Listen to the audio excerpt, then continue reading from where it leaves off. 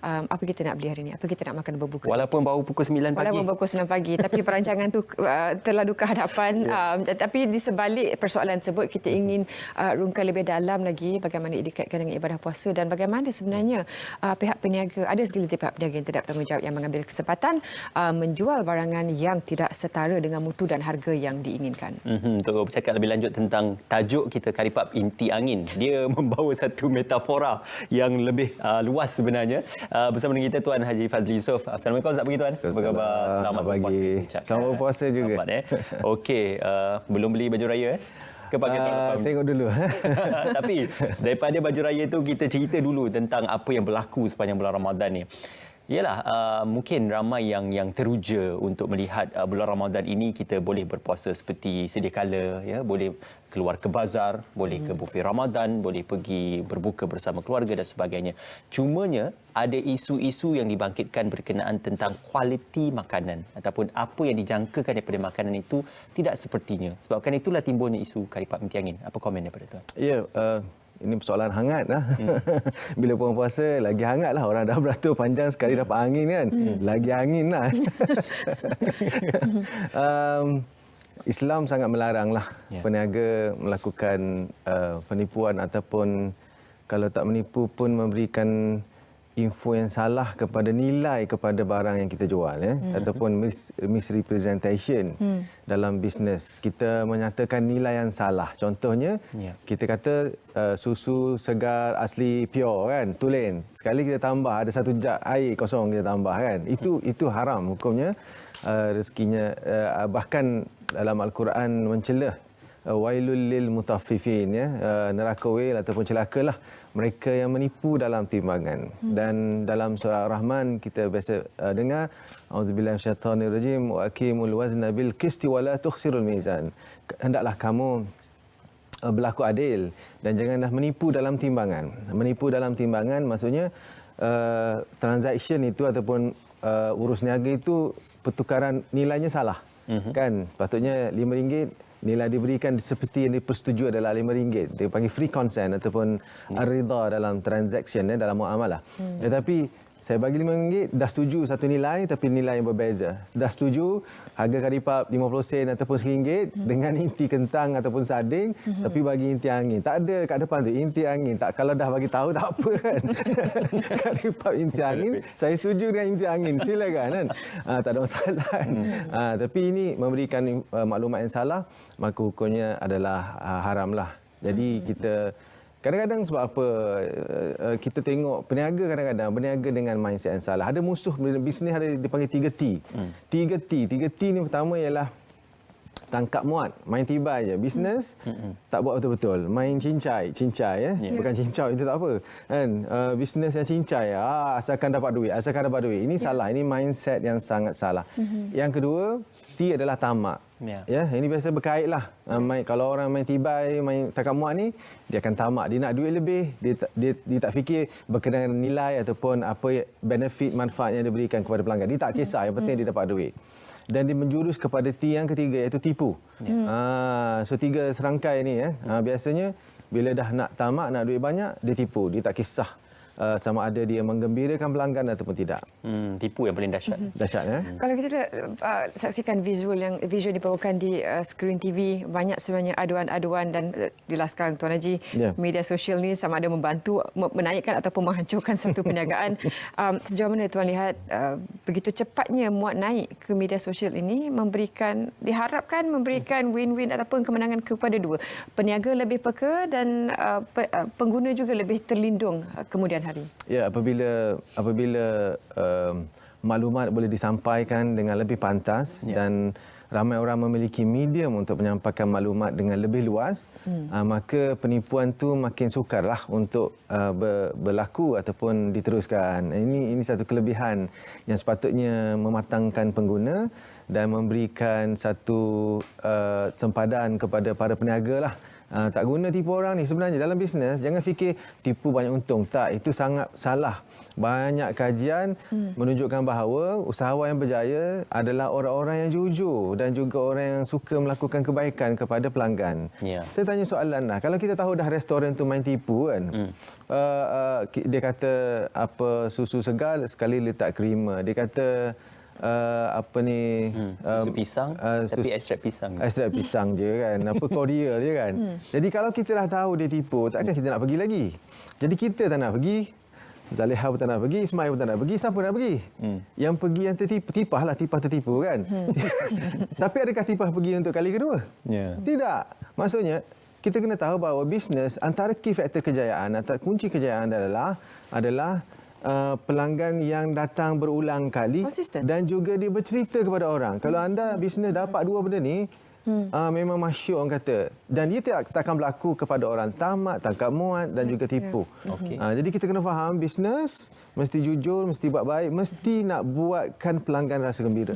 Okey, apatah lagi sekarang ni ramai food review yang tak berbayar dan juga cancel culture. Lepas dapat tahu gerai tu teruk, dia terus cancel culture. Tapi apapun, anda juga boleh menghantarkan soalan anda ataupun pengalaman anda sekiranya pernah melalui situasi seperti ini di 0322829841 untuk juga bercakap dengan Tuan Haji Fazli bersama dengan kita pada pagi ini. Tuan, satu kita kena tanyakan, kita bukan nak melindungi peniaga-peniaga yang tidak bertanggungjawab ini, tapi barangkali apakah justifikasi mereka sewa mahal, jadi makanan saya kena mahal, nak make sure saya top up balik ataupun dapat cover saya punya sewa stall tu, jadi keluarlah harga-harga yang tidak munasabah dan kualiti makanan itu jadi kompromi. Ayam pun dah mahal. Dia begini, dalam sepatutnya tidak ada halangan letak berapa harga selagi mana anda telus dan anda tidak menipu. Maksudnya kalau kita kata nasi ayam harga RM35. Kalau ada orang nak beli, silakan. Sebab kita tak memaksa. Islam pun tidak meletakkan tanda harga shilling berapa. Dan cuma kita kena matanglah. Dah tahu mahal tak semestinya sedap, betul kan? Ya, tak mahal tak semestinya sedap. Jadi kita kena dapatkan maklumat yang betul. Dan yang kedua adalah kenapa perlu mahal? Sedangkan ini bulan Ramadan. Bulan Ramadan Allah SWT menjanjikan kegembiraan. Dua kegembiraan. Pertama ketika berbuka puasa, yang kedua semasa bertemu Allah di akhirat nanti. Allah sudah menjanjikan kegembiraan berbuka puasa. Kenapa kita nak makan mahal? Maksudnya makan je lah apa-apa pun, simple pun masih tetap gembira ketika berbuka puasa. Kenapa bila buka puasa je selera bertambah 4 kali ganda kan? Padahal Ramadan ni ialah masa untuk kita mengekang selera, mengekang dan lebihkan masa kepada ibadah. Kita jadi terbalik kan. Jadi persoalannya adalah bila sebut pasal peniaga perlu melihat bahawa jangan tamak. Pertama, jangan tamak. Yang kedua, anda nak berikan yang terbaik ke pelanggan anda. Okey? Kalau ada kata aku nak buat rendah sangat sampai tipu, tak boleh juga kan. Katakan nasi bajet, bukan nasi bajet, nasi premium ayam kampung dengan rempah daripada Bangalore contohnya kan. Mahal lah nampak RM15. Mungkin kat luar mungkin jual RM20, dia jual RM15 je. Sekali rupanya bukan ayam organik, bukan ayam kampung, tapi dipakai ayam pencen contohnya kan. Jadi itu salah kan, itu salah. Jadi ceritanya adalah kita kena jujur, kita kena buat yang terbaik kepada pelanggan dan kita jangan menipu dan pelanggan juga kena bijak menimbang apakah pilihan, adakah ia satu keperluan dan juga kena bijak memilih bisnes ataupun peniaga yang benar-benar memberikan deliver the value lah insya-Allah. Cuma ini mungkin memberikan sedikit kekurangan kepada pengguna juga kerana mereka tidak mempunyai peluang untuk merasa makanan tersebut, tidak mempunyai peluang untuk melihat bagaimanakah makanan tersebut disediakan, dan kalau hanya boleh berpeluang untuk merasanya apabila berbuka puasa. Jadi ada yang menzahirkan kekecewaan bila nak berbuka tu lauk basi, masak, ada ulat. Jadi sampai terpatah selera, putus selera. Jadi macam mana kita nak menghadapi situasi menjadi pengguna bijak memilih, bukan hanya menyalahkan peniaga tetapi pengguna perlu bijak memilih. Ini namanya paradoks bazar Ramadan namanya iaitu anda membeli dengan pertimbangan yang terhad dalam keadaan peniaga yang anda tidak kenali. Sebab bazar Ramadan ni Berniaga muncul tiba-tiba. Dia muncul sebab makin banyak tempat untuk berniaga. Jadi dia tak pernah buat nasi ayam pun tiba-tiba nak buat nasi ayam kan. Jadi oleh kerana kadang-kadang benda tu berlaku, maka pembeli dia ada menghadapi kesukaran untuk buat pilihan. Jadi cara mudah adalah yang beratur panjang tu lah aku pergi kan. Dia macam tu. Kita ada banyak cara untuk kita memilih. Pertama, kita tengok dekat review lah, dekat ulasan yang dibuat. Sekarang ni berbanding 20 tahun lepas. Tak tahu kan? Betul. Sekarang ada banyak review. Buat sikit kajian sebelum anda nak beratur sejam kan, sebelum nak beratur sejam, buat dulu kajian berbala ataupun tidak. Tapi bagi saya bulan Ramadan, kalau anda luangkan sejam tu baca tadarus, dah berapa muka surat dah tu kan. Ataupun boleh juga menunggu sambil membaca Al-Quran pun bagus jugalah ya, ataupun berzikir, berselawat beribu-ribu dah tu kan. Tapi ideanya adalah kita kena bijak, dan sekarang ni ada banyak cara untuk menilai. Boleh tanya kawan-kawan, boleh buat posting saja dekat media sosial. Saya rasa nak makanlah roti john lonjong ni kan, contohnya kan. Tapi tanyalah, mungkin ada orang bagi dan sebagainya, dan kita buat pertimbangan daripada situ. Sekarang sehingga melibatkan pihak berkuasa, pihak berwajib turun untuk melakukan pemeriksaan kesihatan yang memang dilakukan sebelum bulan Ramadan sekalipun, tapi sehingga sampai ke situ pemantauan yang perlu dilakukan untuk memastikan makanan itu tidak berulat, sihat, dalam keadaan segar dan sebagainya. Apakah ini perlambangan kepada mentaliti ataupun sikap yang ada di kalangan warga masyarakat kita sampai kena autoriti turun, kena pastikan anda buat kerja betul-betul, baru mereka memastikan yang mereka juga memberikan hasil yang terbaik? Ya, ini satu kita kata yang agak kita rasa ralat sikit lah kan, apabila ada orang yang mungkin dia teruja lebih untuk dapat keuntungan dalam masa yang singkat sebab Ramadan ni. Sekali je kan, dah 2 tahun tak buat bisnes bazar Ramadan. Jadi dia nak betul-betul orang kata tapau habislah ya. Memang orang beli tapau pun kan. Jadi dia nak betul-betul, kadang-kadang dia terlupa, dia nak deliver lebih dalam keadaan kapasiti kemampuannya kurang, dan juga kemampuan untuk penilaian kualiti dan pemantauan dan sebagainya. Jadi kita haraplah para peniaga tengok balik benda ni, sebab memang peniaga ni kalau ikutkan dia ada peluang untuk dengan bisnes tu, dengan menjadi peniaga, dia boleh ada peluang masuk syurga dengan menjadi peniaga yang jujur. At-tajir al-amin, Rasulullah sallallahu alaihi wasallam sebut, akan masuk syurga bersama dengan para anbiya dan syuhada. Tapi mesti jujur. Kan? Sebab ada juga riwayat mengatakan businessman ni, berniaga ni, dia punya laluan ke neraka tu besar, melainkan kalau dia tidak menipu. Jadi kita kena ingat, aku buat bisnes ni adalah jurang, macam dah jurang nak ke neraka dah. Sebab peluang banyak untuk buat benda salah. Benda tak betul, cakap betul kan. Diskaun, padahal tak diskaun pun kan. Lepas tu kata, oh ya saya jual dengan harga modal. Ada juga jual dengan harga modal ya. Ada juga kan. Padahal tak pun. Jadi ini semua kadang-kadang kita main sebut je. Bahkan ada riwayat mengatakan jangan banyak bersumpah. Di zaman dulu dia orang bersumpah tentang bisnes, dilarang oleh baginda Nabi sallallahu alaihi wasallam. Maksudnya you cakap ikut suka kan, untuk melariskan bisnes kita. Itu dilarang. Jadi bisnes ni dalam kita berniaga ada banyak aktiviti, kalau kita tak jaga dia boleh mendatangkan dosa, dan tak naklah bulan Ramadan ni tiba-tiba patutnya kita jadi ladang pahala, tiba-tiba jadi punca masuk ke neraka, na'udzubillah min zalik. Ya.